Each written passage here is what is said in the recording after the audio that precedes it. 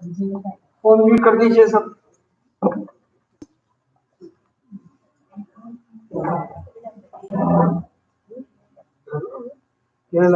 तद्वस्तघाति कर्माणः केवलज्ञानभास्कराः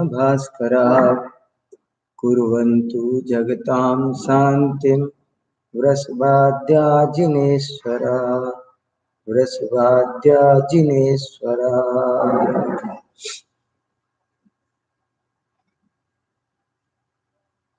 10 लक्षण महापर्व का आज 8वां दिन आ गया है और उत्तम त्याग धर्म का क्या स्वरूप है और वो हम कैसे अपनी शक्ति अनुसार उतार सकते हैं, वो हमें चिंतन करना है। त्याग, जो चीज हमारी नहीं है उसे छोड़ने का नाम त्याग है। पराई वस्तु को ग्रहण करना वो अपराध है और उसे छोड़ना वो त्याग है, ईमानदारी है। राग द्वेष पर वस्तु के प्रति करना वो भी त्याग है। साफ साफ लिखा, त्याग राग विरोध को। विरोध माने द्वेष, राग और द्वेष का त्याग करना वो उत्तम त्याग धर्म है। लेकिन फिर भी जितना भी हो सके पर परिग्रह का हमको त्याग करना चाहिए। ये परिग्रह बहुत दुखदाई है, ये बात हमको एहसास करना चाहिए। परिग्रह आकुलता का कारण है और उसके प्रति राग द्वेष वो भी दुख का कारण है। इसलिए जितना हो सके उतना समस्त परभावों का त्याग करो और त्याग न हो तहां तक दान करो। त्याग की भावना भाने के लिए दान करना चाहिए। दान का भी बहुत अद्भुत महत्व है। एक जगह लिखा है, यदि चित्तम नहीं वित्तम, बोले चित्त हो तो वित्त नहीं होता। किसी के पास तो मन होता है, देना चाहता है, लेकिन देने लायक नहीं होता उसके पास कुछ। चित्त है तो वित्त नहीं है। वित्त समझ गए? हाँ, द्रव्य नहीं है देने। चित्त है पर वित्त नहीं है। किसी के पास वित्त है पर चित्त नहीं है। और बोले किसी के पास चित्त भी है, वित्त भी है, पर सुपत्त नहीं है। सुपत्त माने सुपात्र। उसको दे, हम देना भी चाहते हैं, देने योग्य भी है, पर पात्र नहीं मिलता लेने वाला। और बोले चित्त भी हो, वित्त भी हो और सुपात्र भी हो और फिर भी कोई दे नहीं, तो उसके अभाग्य की महिमा नहीं कही जा सकती। इसलिए दान देने से ममता कम होती है, मूर्छा कम होती है, पर पदार्थों में जो आसक्ति है वो कम होती है। दान का ये महत्व है। दान इसलिए बताया गया कि जो लोग सीधा त्याग नहीं कर सकते हैं वो कम से कम दान करें। ऐसा बहुत बार होता है कि हम कोई चीज छोड़ नहीं पाते लेकिन किसी को दे तो पाते हैं। हमारे पास कोई पुरानी चीज महंगी है, अब हम यूज नहीं करना चाहते। जैसे उदाहरण के तौर पर मेरा एक दोस्त था, उसने कहा मेरे आज से चमड़े की चीजों का त्याग। उसने चमड़े की वस्तुओं का त्याग कर दिया, लेकिन फिर कहने लगा लेकिन मेरे पास एक जोड़ी जूते हैं चमड़े के, बहुत बढ़िया, 10,000 रुपए के, गजब के, तो क्या करूं उनका। अब तो वो कुछ नहीं कर सकता त्याग किया तो, लेकिन बोले ऐसे है मैं त्याग करने से पहले उनको किसी को दे देता हूं। मैंने वो कई दफे चीजें ऐसे भी आदमी को धर्म के मार्ग पर लगाने के लिए हमारे आचार्यों ने कई तरह की तरकीबों का इस्तेमाल भी किया है। तो वो भी हम सबको ध्यान रख के दान का महत्व समझना चाहिए। तो रोज जरा सा भी दान दो, पर दान दो। दान देने से लक्ष्मी के प्रति मोह कम होता है, और नहीं तो लक्ष्मी की आसक्ति वो दुर्गति में ले जाती है। बड़े बड़े धर्मात्मा ज्ञानी प्रतिदिन दान देते थे, कुछ भी हो जाए। एक पांडव पुराण नाम का ग्रंथ है, उस पांडव पुराण में एक प्रकरण आता है कि पांडव वन को जा रहे हैं, वनवास में। तो जब वन को जा रहे थे तो युधिष्ठिर कुछ उदास दिखे। तो किसी ने उनसे पूछा कि आप उदास क्यों हो? तो उन्होंने उत्तर दिया कि मैं उदास, किसी ने समझा कि वो इसलिए उदास होंगे कि वन में जाना पड़ रहा है, राज्य छूट गया इसलिए उदास होंगे। लेकिन वो राज्य छूटने की वजह से उदास नहीं थे, वन में जाना पड़ रहा है इस चिंता में भी उदास नहीं थे, बल्कि वे उदास इसलिए थे, बोले मैं अब वन में जा रहा हूं, मेरे को प्रतिदिन दान करना चाहिए। अब वहां दान की क्रिया हो पाएगी कि नहीं हो पाएगी, इस चिंता में उदास थे। देखो, राज्य छूटा उसकी फिक्र नहीं, ज्ञानियों को किस चीज की फिक्र होती है देखो तो सही। अज्ञानी क्या फिक्र करता है, अरे मेरा राज्य छूट गया, तो वो कह रहे ये तो कुछ नहीं है, इसमें कुछ नहीं होना। जंगल में जाना पड़ रहा है, बोले इसमें कुछ नहीं, कोई बात नहीं, क्या है तो लगा रहता है। लेकिन उनको चिंता हुई तो यही हुई कि अब मैं रोज वहां दान कैसे कर पाऊंगा, कुछ देने योग्य चीज मिलेगी कि नहीं, मुझे कोई लेने योग्य पात्र मिलेगा कि नहीं मिलेगा। ऐसे दान देने में बड़े बड़े बहादुर लोग हमारे यहाँ हुए, बहुत बड़े बड़े।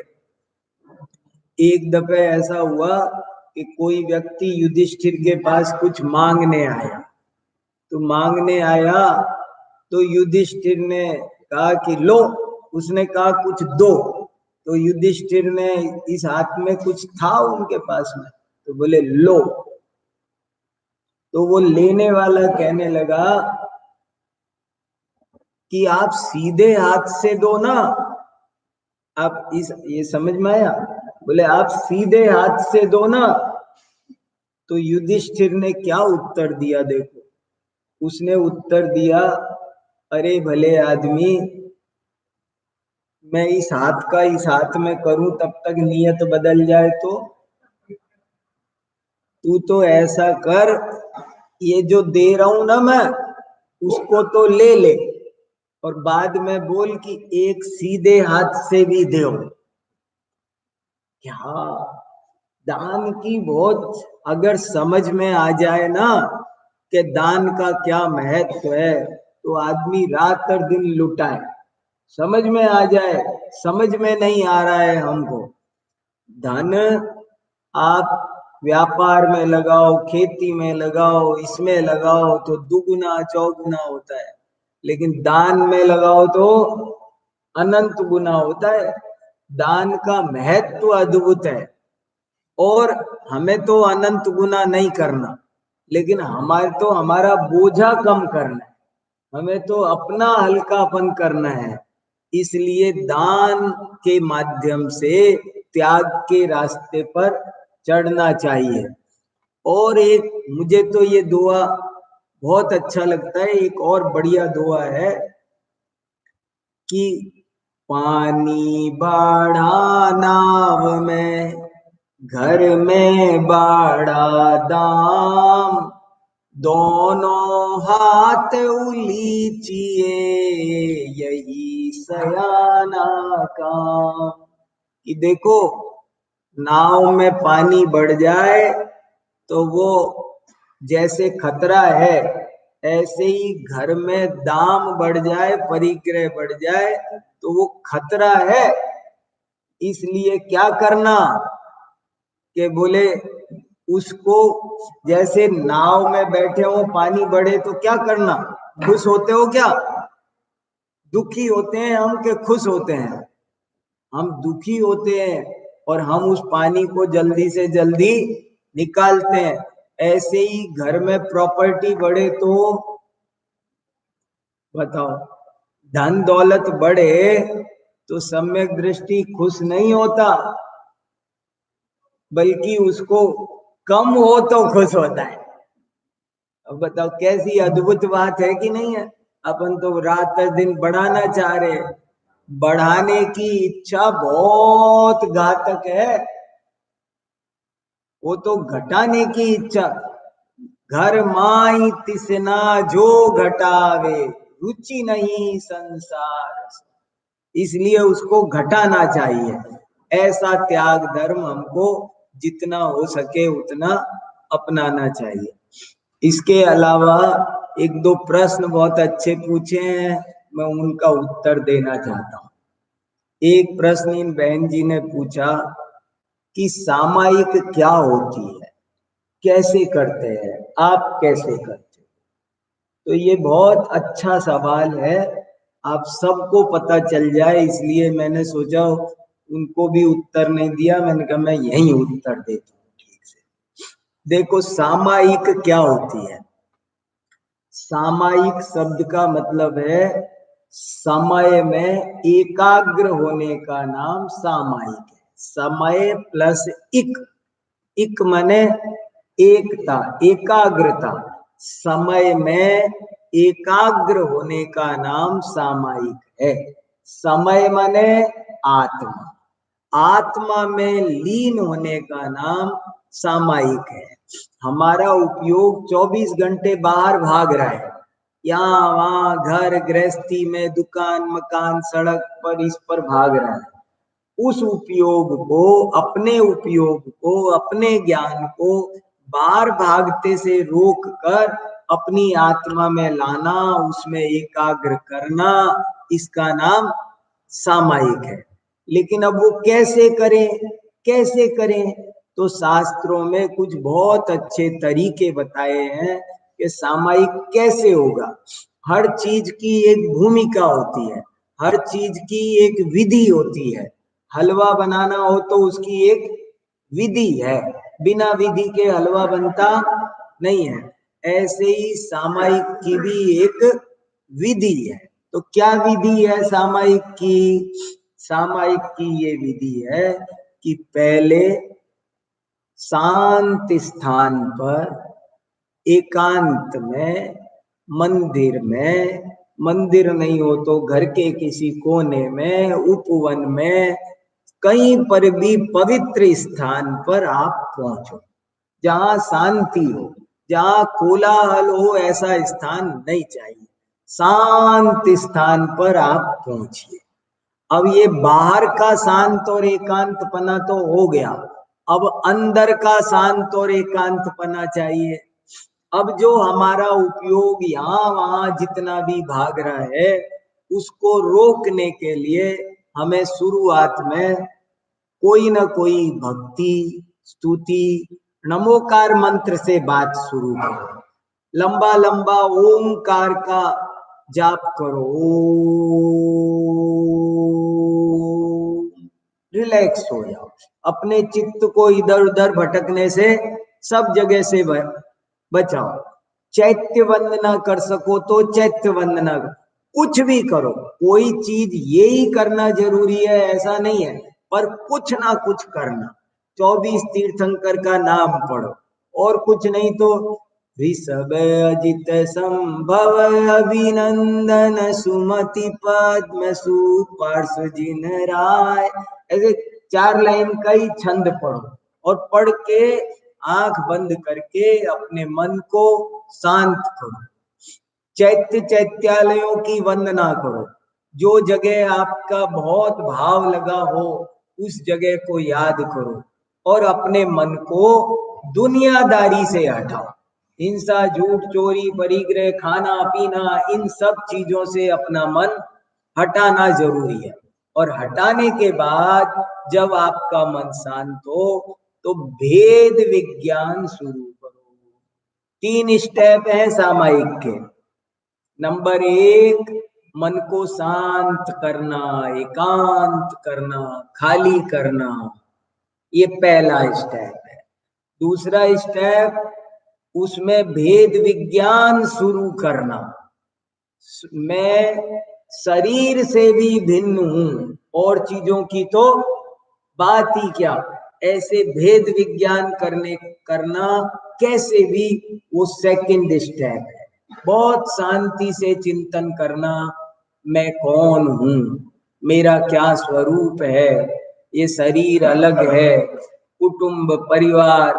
बारे भावना का पाठ भी किया जा सकता है, वैराग्य भावना का पाठ भी किया जा सकता है, और कैसे भी अपने परिणामों में वैराग्य लाके पर पदार्थों से घर गृहस्थी कौन किसका है, जहां हमारा मोह हो उसको तोड़ना चाहिए।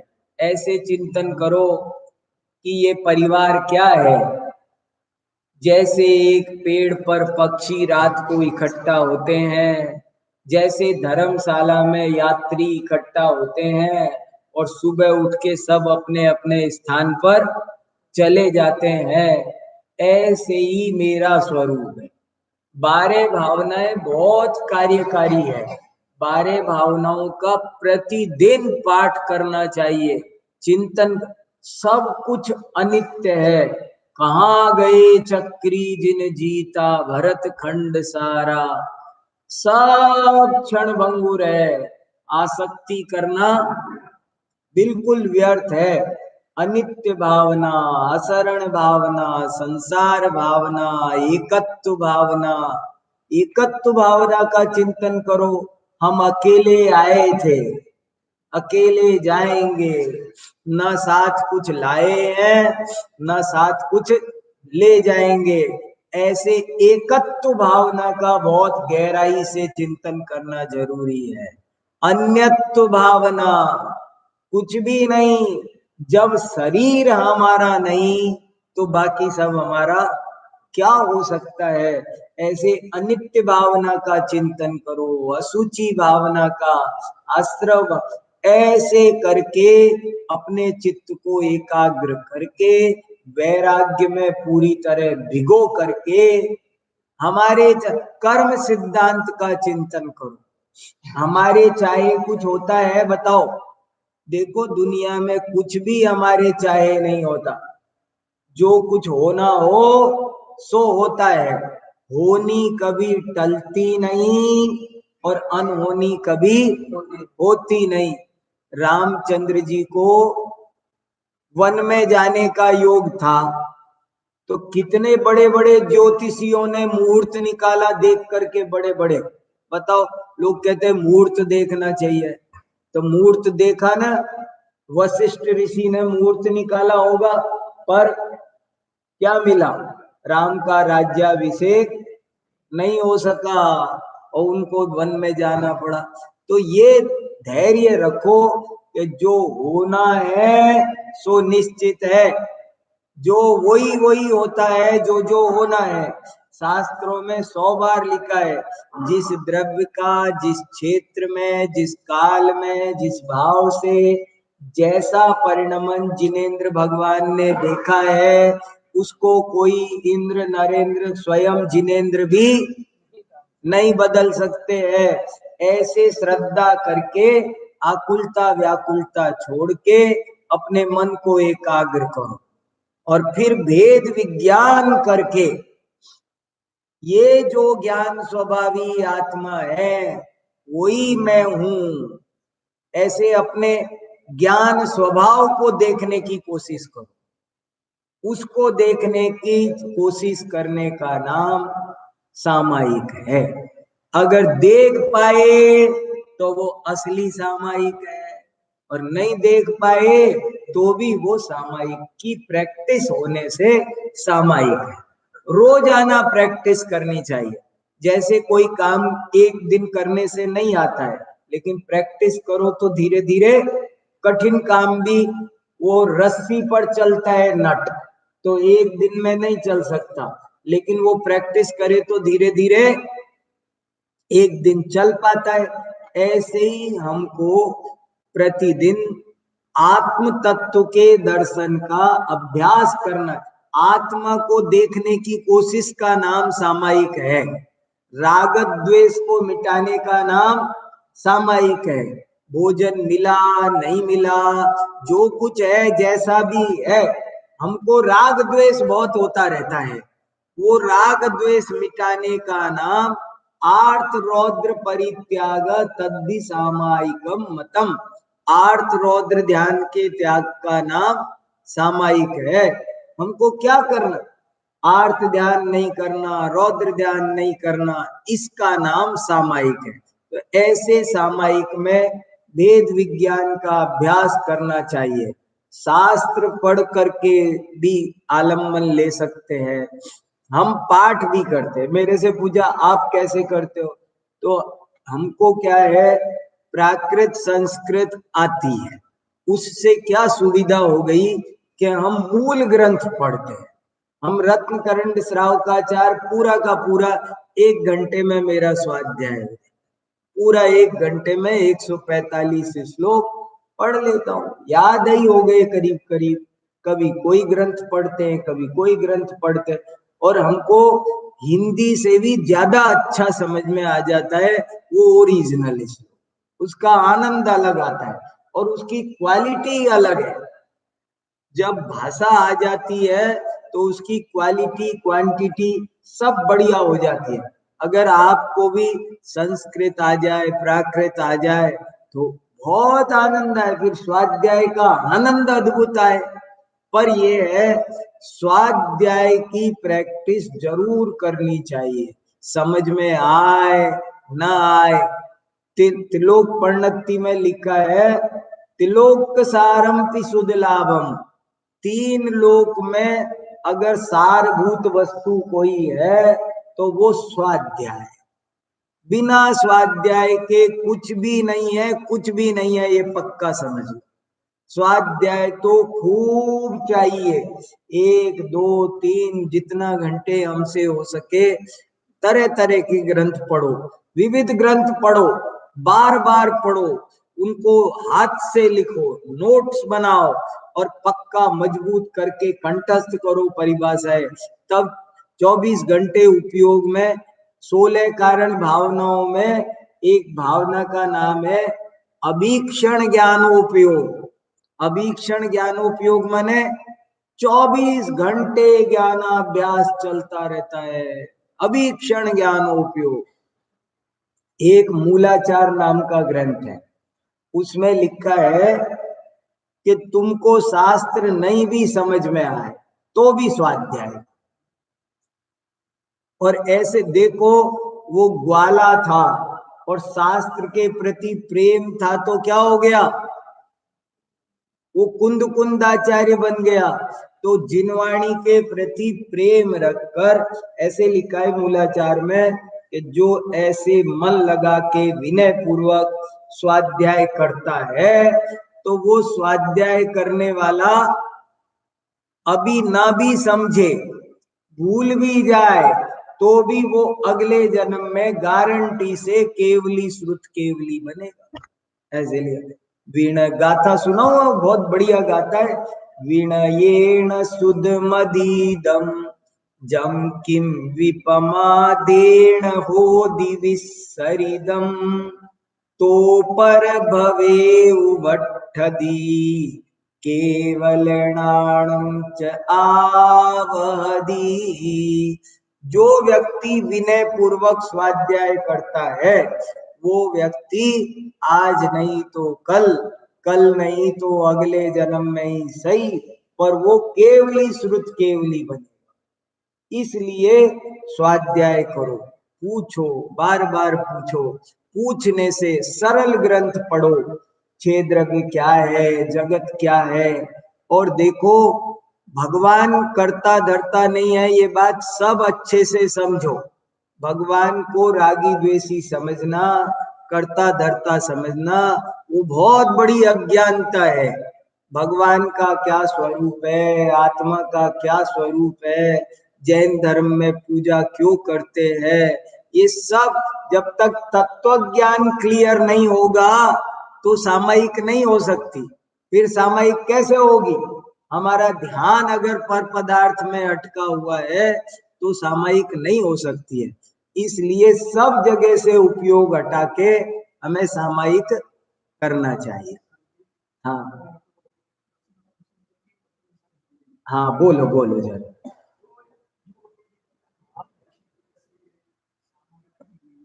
हाँ हाँ हाँ, धर्म ध्यान है।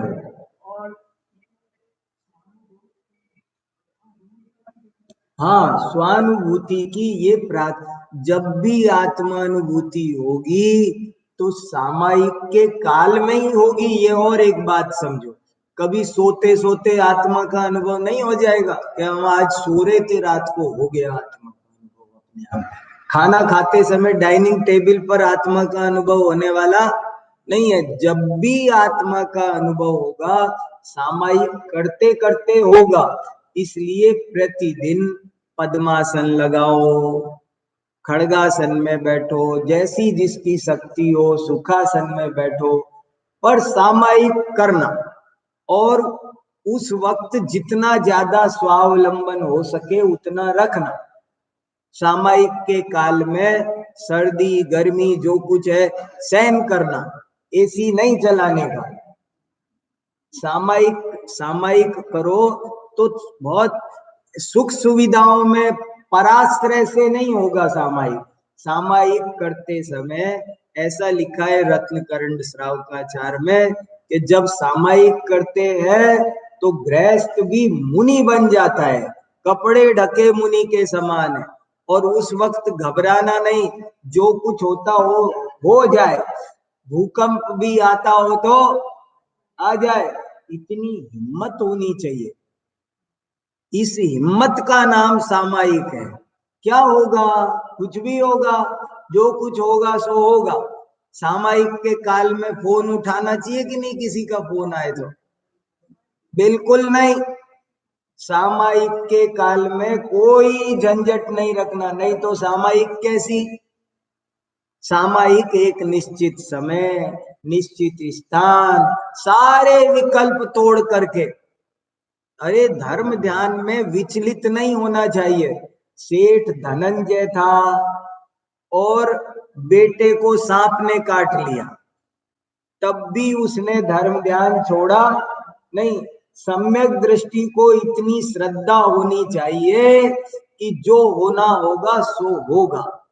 अरे कर्म प्रधान है साहब, ये तो श्रद्धा पक्की होनी चाहिए। हमारे साथ जो कुछ होगा कर्मोदय के अनुरूप होगा, उसमें कोई और बाहर की सब चीजें तो निमित्त मात्र है। ऐसे जब सुमेरु पर्वत जैसी श्रद्धा मजबूत होनी चाहिए, नहीं तो उपयोग नहीं लगेगा, आप सामायिक नहीं कर पाओगे।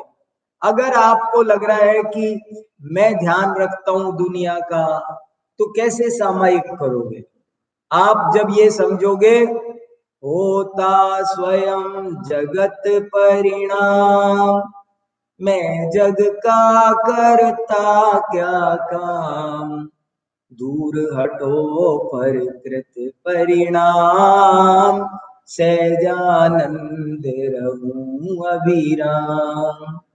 बहुत अच्छा कीर्तन है, इसी को गाओ। हूँ स्वतंत्र निश्चल निष्काम, ज्ञाता दृष्टा तम राम। ज्ञाता दृष्टा रहने का नाम सामायिक है, और कर्ता धर्ता बनने का नाम अधर्म है। आप है बिल्कुल। हाँ बोलो।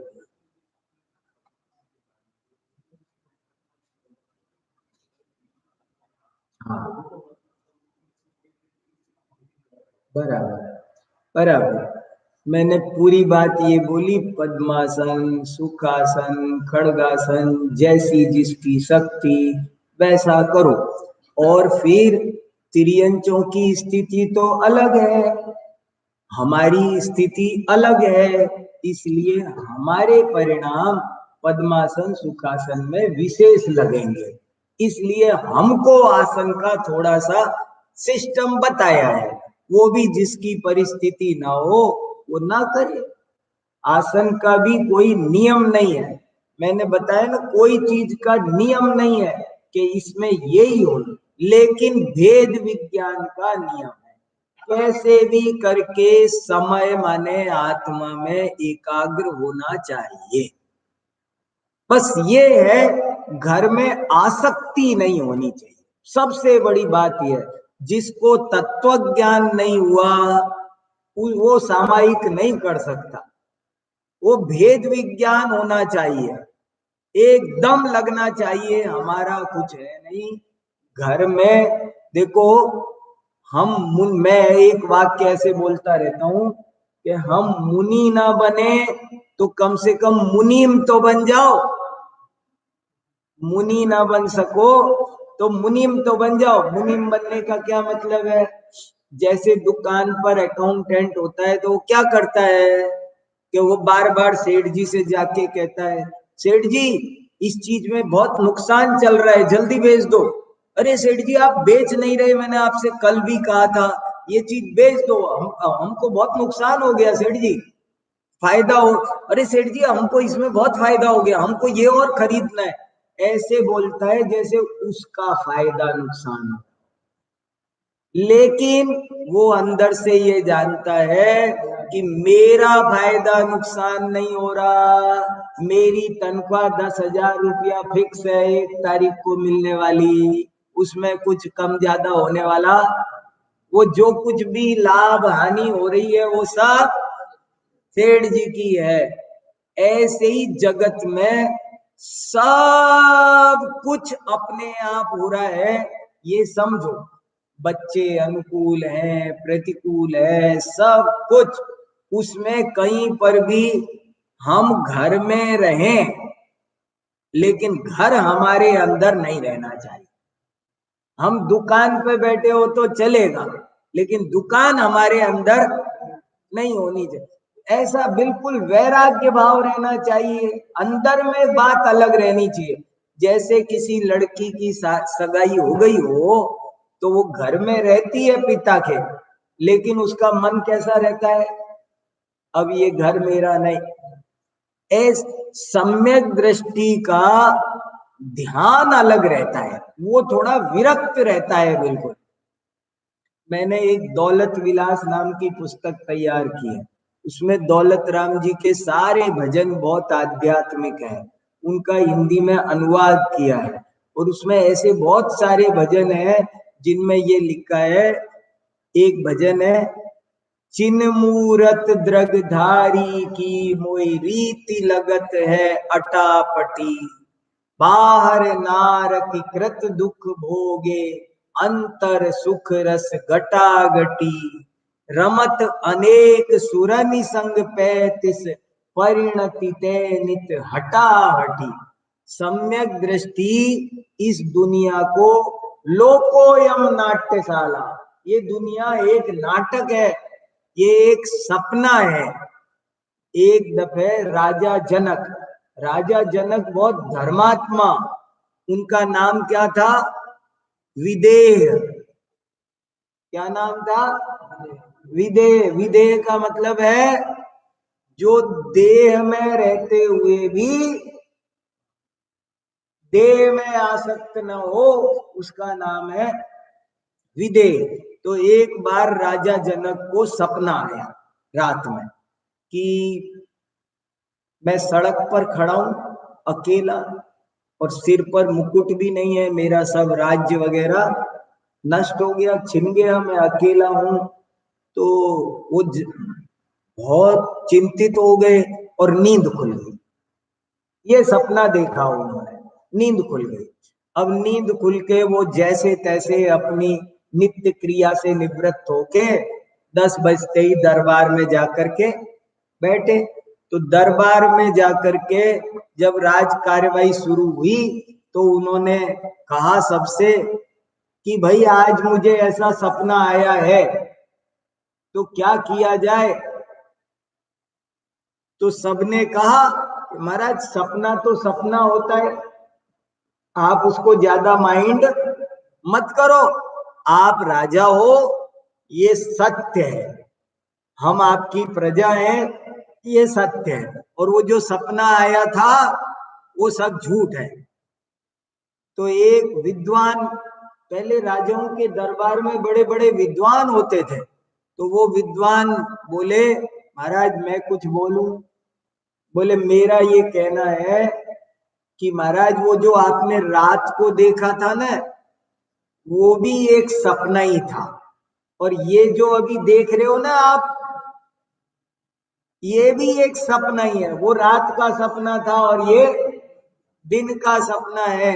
आप उसको माइंड कर रहे हो तो दुखी हो गए, ऐसे ही इसको भी माइंड करोगे तो दुखी हो जाओगे।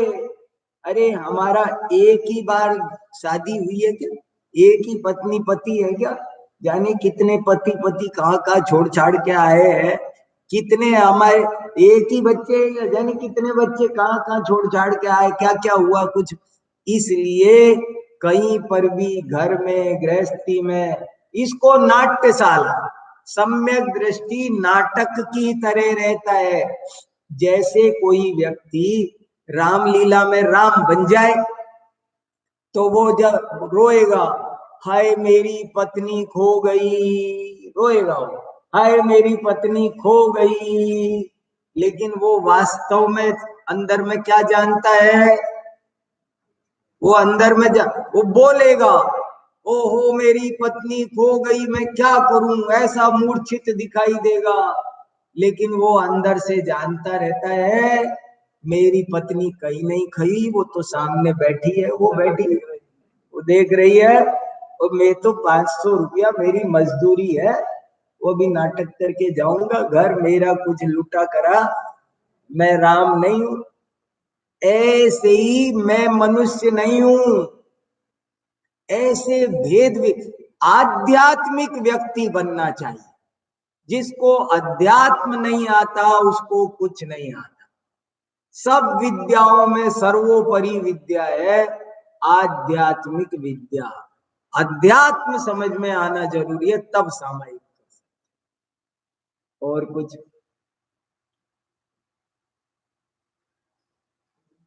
हाँ बोलो बोलो। हाँ हाँ हाँ।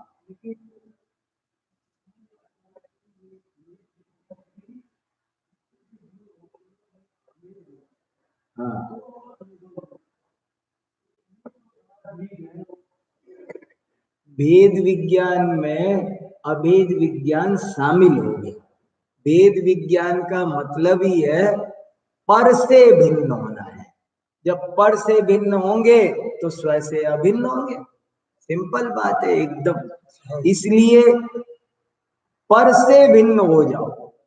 जीव जुदा पुद्गल जुदा, यही तत्व का सार, बाकी जो व्याख्यान है या ही का विस्तार।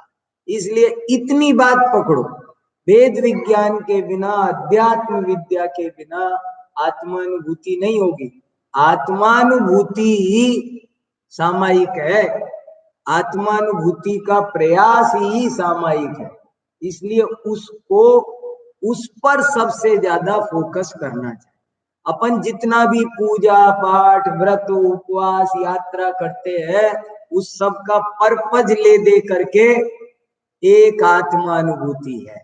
आत्मानुभूति करो तो सफल, और आत्मानुभूति नहीं करो तो निष्फल। ये दो टप्पे की बात, ये तो है ही। और किसी के मन में कोई प्रश्न है कुछ? हाँ बोलो। क्या क्या क्या? सॉरी कुछ।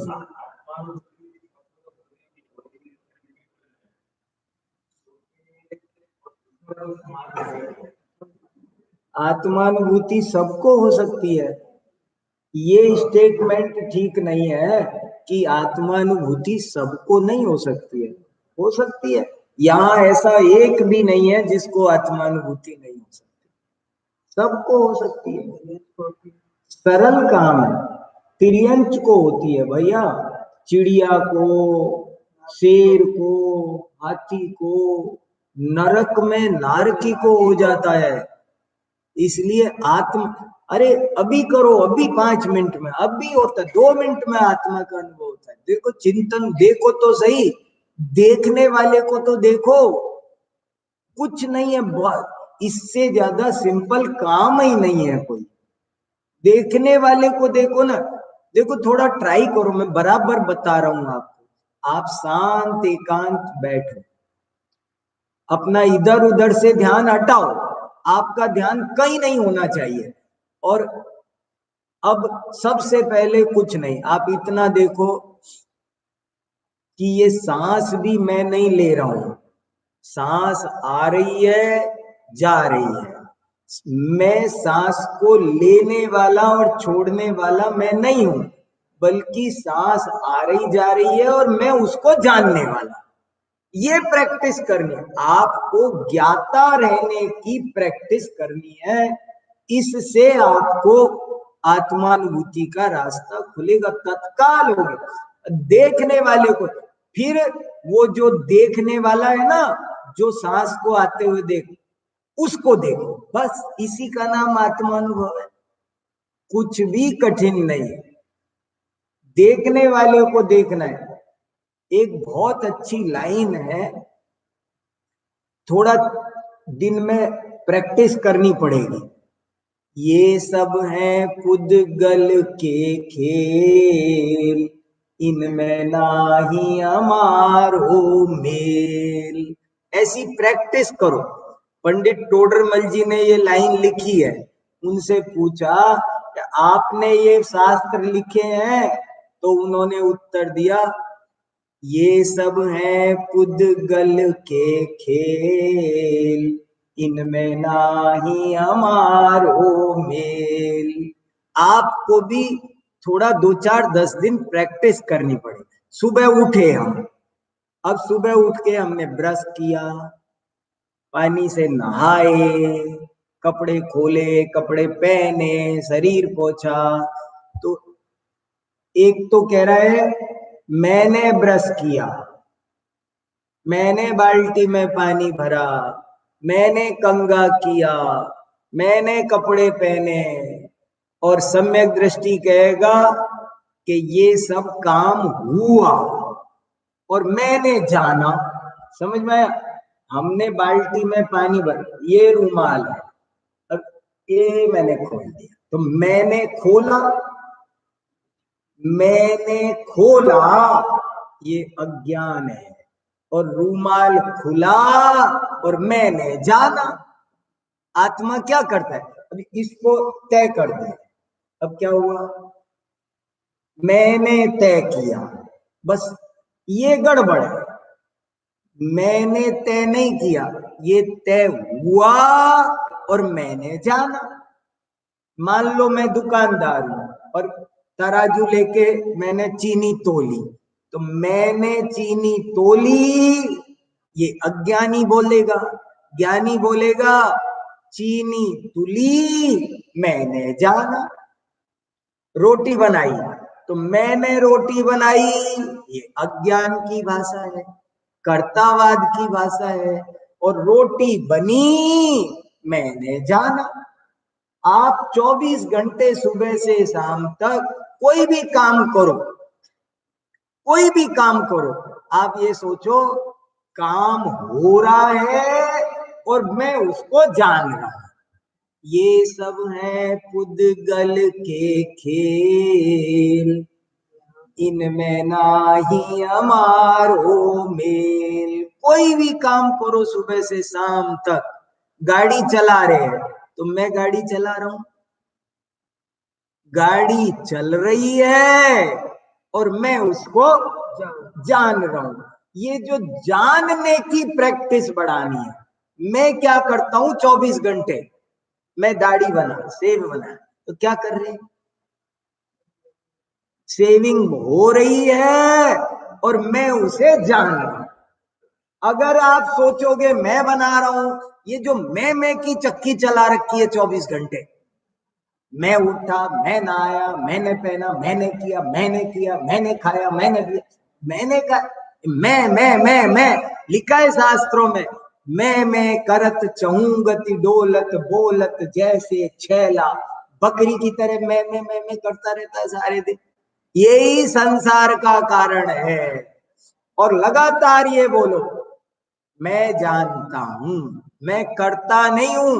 करिष्यामि करिष्यामि करिष्यामि इति चिंतया मरिष्यामि मरिष्यामि मरिष्यामि इति विस्मृत। मैं करता हूं करता हूं करता हूं अज्ञान के, मैं ज्ञाता हूं मैं ज्ञाता हूं मैं ज्ञाता हूं, ये सम्यक ज्ञान की बात है। हमको ज्ञाता रहने का अभ्यास बढ़ाना है। कुछ भी होने दो, जो भी हो रहा है आत्मा क्या करता है, वो ज्ञाता रहता है, वो कुछ करता नहीं है। ये कंप्यूटर बंद किया खोला, मैं बंद किया, किया नहीं, बंद हुआ और मैंने उसको जाना। किया किया बंद करो, जो कुछ हो रहा है मैं करता था, मैं किया मैं किया मैं किया, ये करनापन जब तक नहीं छूटेगा तब तक सामायिक हो सकती नहीं है। सामायिक करने के लिए थोड़ा मन लगाओ, समझो भैया वस्तु स्थिति है, कोई कुछ नहीं कर रहा दुनिया में। अगर कोई कारीगर भी होगा मकान बनाने वाला और सम्यक दृष्टि होगा तो बोलेगा कि ये बन रहा है। और मैं, दौलत राम जी कपड़े छापते थे तो कपड़े छापते जाते थे और क्या सोचते थे, ये सब है पुद्गल के खेल, इनमें नाही हमारो मेल। ये कुर्ता खोला, अरे खुला, ये पहना, अपने आप पहना गया। मैं क्या कर रहा था, न मैं खोलता हूं न मैं पहनता हूं, मैं तो केवल जानता हूं। आत्मा का काम क्या है, शास्त्रों में लिखा है आत्मा दर्पण के समान है। दर्पण क्या करता है, अपन सब दर्पण के सामने बैठे हैं, दर्पण क्या करता है, कोई राग द्वेष नहीं करता। ऐसे अपन को समता भाव डेली लाइफ में बढ़ाना चाहिए ताकि हमारी सामायिक बढ़िया हो सके। सामायिक का नाम ही धर्म है, प्रतिदिन सामायिक करना चाहिए, उसके बिना हमको तत्व ज्ञान और आत्मानुभूति नहीं हो पाएगी। हाँ हाँ क्या,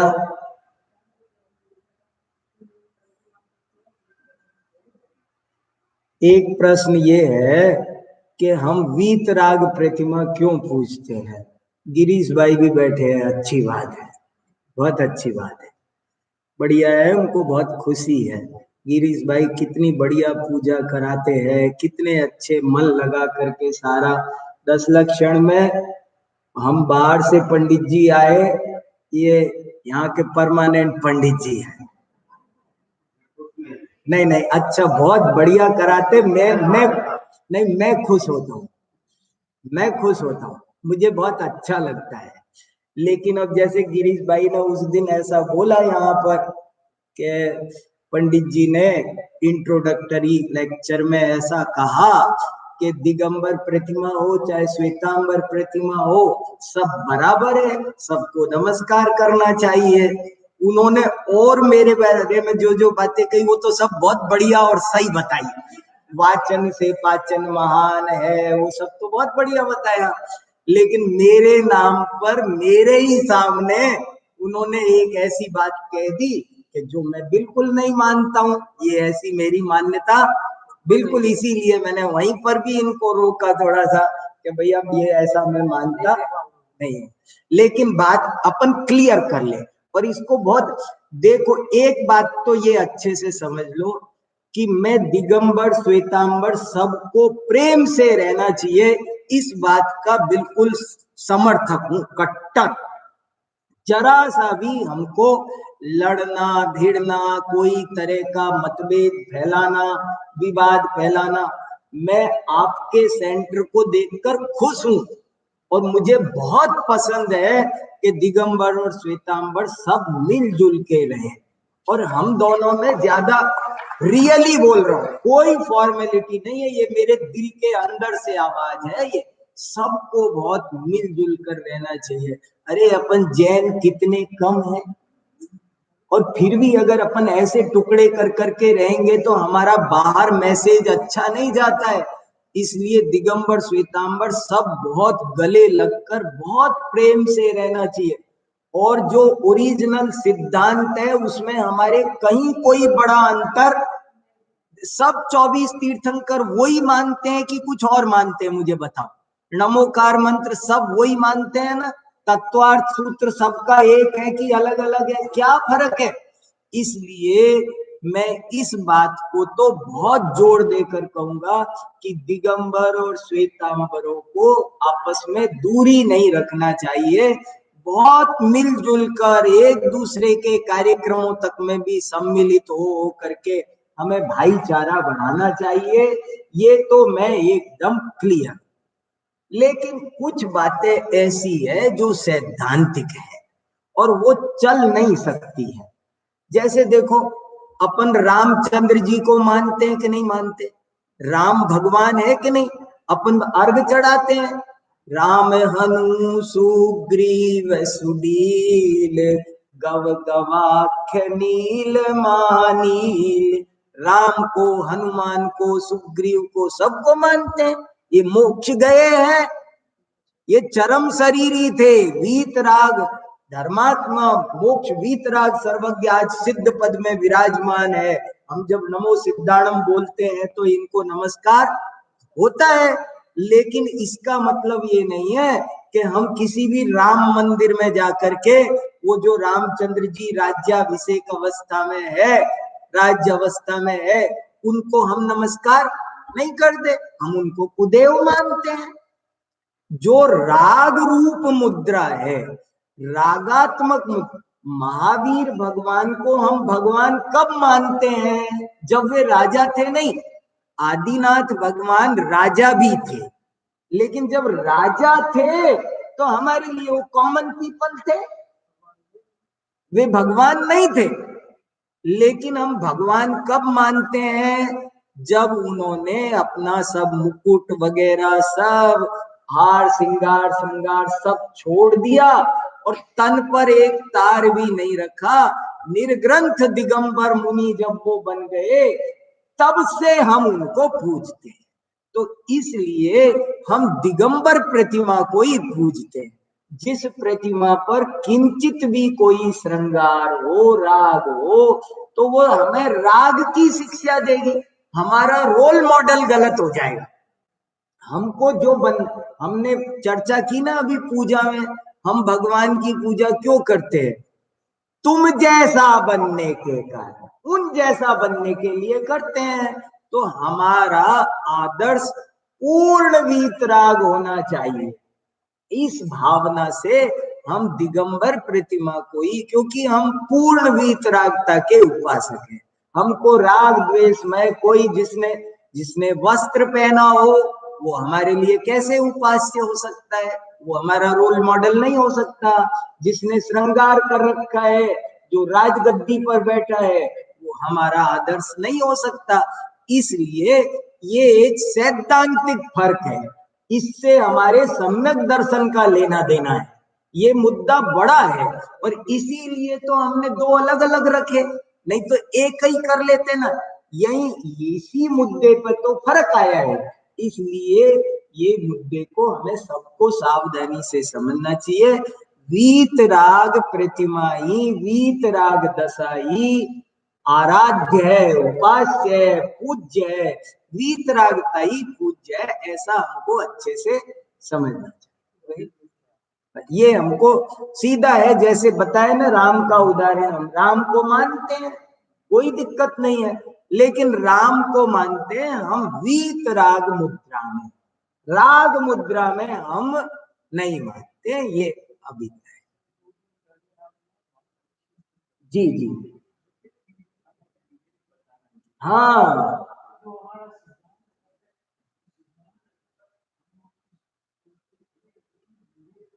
बराबर, विवेक से। और एक बात सुनो, कभी किसी का अनादर नहीं करना है, उसके प्रति हमारा डिसरेस्पेक्ट का भाव कभी झलकना नहीं चाहिए जरा भी। हमको ऐसा बिल्कुल शो नहीं करना है जैसे कोई हम नफरत करते हैं। उसको नफरत करना, उसको बुरा कहना, उसको गाली देना, उसको हटाना। बहुत से लोग किसी देवी देवता के बारे में, इसके बारे में कुछ बुरा भला, बिल्कुल नहीं, कभी भी नहीं बोलना, पाप लगता है, घोर पाप का बंद होता है। किसी का भी अनादर करना, बुरा बोलना, उससे घोर पाप का। तो हमको किसी का भी अनादर नहीं करना है, बिल्कुल नहीं करना है। लेकिन हम क्या करें, हमें तो वीतरागता चाहिए। इसलिए हमारा रोल मॉडल पूर्ण वीतरागी ही होना चाहिए। ये पॉलिसी क्लियर कट है हमारी। और हम किसी के भी प्रति रंच मात्र भी हमारे मन में कोई नफरत का भाव जरा सा भी नहीं है। और हम यही जानते, उनको भी देख करके हमें, मान लो मैं देखता हूं ना, मान लो आदिनाथ भगवान को मैं श्वेतांबर मुद्रा में देखूं तो मुझे बिल्कुल भी बुरा नहीं लगता है, देखने में मुझे कभी बुरा नहीं लगता। मैं यही जानता हूं ये राजा ऋषभ देव है, मैं उनको राजा ऋषभ देव के रूप में देखता हूँ। एक सचमुच राजा ऋषभ देव को जैसा देख कर मेरे मन में कोई भाव आता, वैसा भाव आता है, और कोई भाव नहीं आता। लेकिन जो भगवान है, तीर्थंकर है, वो तो हमारे पूर्ववित्र मुनि दशा में ही उन्होंने अपने पास कुछ नहीं रखा, तो अरिहंत दशा में तो क्या रखेंगे। हो गया समय बहुत, 12:15 और चर्चा कर लेंगे। आपके मन में कोई भी प्रश्न हो, आप चिंता मत करो, अभी अपन कल और परसों 2 दिन का समय और है।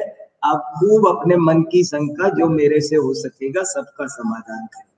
जावाणी के ज्ञान ते सूझे लोकालो, सोवाणी मस्तक नमो सदा दे तुम दो।